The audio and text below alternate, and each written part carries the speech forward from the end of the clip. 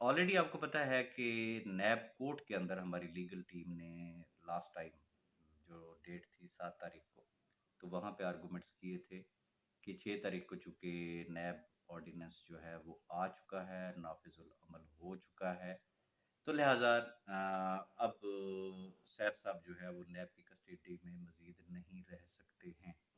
लेकिन चूँकि उसका एक सर्टिफ़ाइड नोटिफ़ाइड कॉपी नहीं आ सकी थी उस वक़्त तक, तो लिहाजा और दूसरी चीज़ ये थी कि चूँकि ऑनरेबल जो कंसर्न्ड जज हैं मोहम्मद बशीर साहब, वो भी उस दिन अवेलेबल नहीं थे। तो जो ड्यूटी जज थे, उन्होंने नैब को नोटिस दिया था कि विदिन 7 डेज़ यानी कि 14 तारीख तक वो अपनी रिपोर्ट सबमिट करें। किस हवाले से?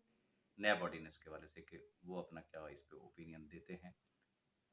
बाद में लीगल टीम ने सोचा कि चूँकि ये भी पॉसिबल है कि खुदा ना करे ड्यू टू एनी रीज़न अगर 7 तारीख को जज साहब फिर अवेलेबल ना हों या नैब कोई और डिलेइंग टैक्टिक्स अगर यूज़ करती है, तो ऐसी सूरत में क्या करना चाहिए? तो फिर वैसे भी अल्टीमेटली जो राइट फोरम जो बनता है, तो वो हाई कोर्ट बनता है। तो फिर फैसला किया गया कि हाई कोर्ट में जाते हैं।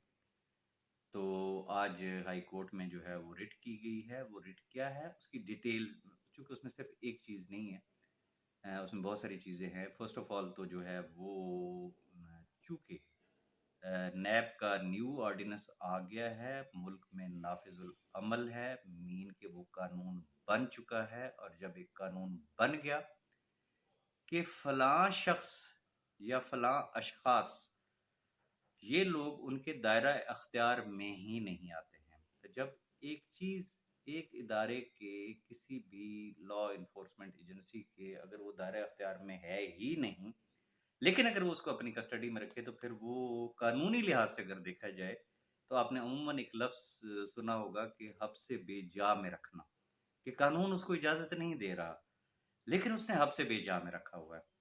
तो पहली तो मर्सी या पहली पटिशन जो है वो ये है कि चूँकि according to new ordinance Saif साहब को इमीडिएट जो है वो रिलीज़ करना चाहिए। सेकंड, नैब ने सैफ साहब के बैंक अकाउंट्स जो है वो सीज़ किए थे। बहुत सारी चीज़ें ऐसी हैं जो नैब की कस्टडी में हैं, नैब के कब्ज़े में हैं। तो लिहाज़ा क्योंकि अब नैब की ज्यूरिसडिक्शन ही नहीं रही और नैब ने ऑर्डर किया था बैंक अकाउंट सीज़ करने के, तो लिहाज़ा वो ऑर्डर ख़त्म होने चाहिए और उनके बैंक अकाउंट्स ओपन होने चाहिए और जो चीज़ें उनके ज़ेर कब्ज़ा हैं, सैफ साहब के साथ-साथ उनको भी रिलीज़ कर दिया जाए। तीसरी चीज़, चूँकि एसईसीपी ने सैफ साहब को फ़ाइन किया था और जिसको चैलेंज किया गया था। अनटिल अनलेस जो चैलेंज किया गया है, उसका फ़ैसला नहीं आता, तो एसईसीपी भी फ़र्दर उसके ऊपर कोई कार्रवाई कहीं पे भी रेफ़र नहीं कर सकती, कोई एक्शन नहीं ले सकती।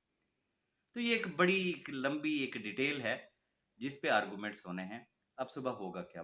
दोस्तों के बहुत बहुत सारे दोस्तों का ये क्वेश्चन है कि क्या सुबह सैफ साहब को अदालत में पेश किया जाएगा? ऐसा नहीं होता। जब कोई शख्स जेल में हो या कस्टडी में हो, तो अनटिल अनलेस कोर्ट ना अगर कॉल करे, तो फिर ऐसे शख्स को नहीं लाया जाता। हमेशा उनकी वकीला की टीम ही वहाँ पे आर्गुमेंट करती है।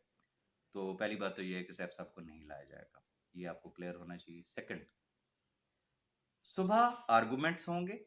हम यकीन रखते हैं कि इंशाल्लाह जिन-जिन इदारों को बुलाया गया है और पर्टिकुलरली नैब अगर आता है, कोई डीलिंग टैक्टिक्स नहीं अख्तियार की जाती, तो इंशाल्लाह, इंशाल्लाह, इंशाल्लाह कल सैफ साहब को रिलीज़ कर दिया जाएगा। अच्छा, रिलीज़ भी कैसे कर दिया जाएगा? ऐसा नहीं हुआ करता कि कोर्ट ने उधर से ऑर्डर किए वर्बल और वो सैफ साहब को जाके रिलीज़ कर देंगे, नो। कोर्ट अपने ऑर्डर करेगी, उसकी फिर सर्टिफ़ाइड कॉपी होती है, उसका एक तरीक़ाकार होता है, वो नैब तक पहुँचेगा और फिर नैब उनको रिलीज़ कर देगी। और बाकी चीज़ें हो सकता है उसके ऊपर कोई आर्गुमेंट्स वग़ैरह हों, ये भी मुमकिन है। कल ही सारे आर्गुमेंट्स हो जाएँ और कल ही सारा कुछ हो जाए, ये भी मुमकिन है कि डेट एक्सटेंड भी हो सकती है। लिहाज़ा जज़्बाती होने की ज़रूरत नहीं है। ज़रूरत सिर्फ़ इस बात की है कि दिस इज़ फैक्ट। मैं तो इस चीज़ पे बिलीव करता हूँ।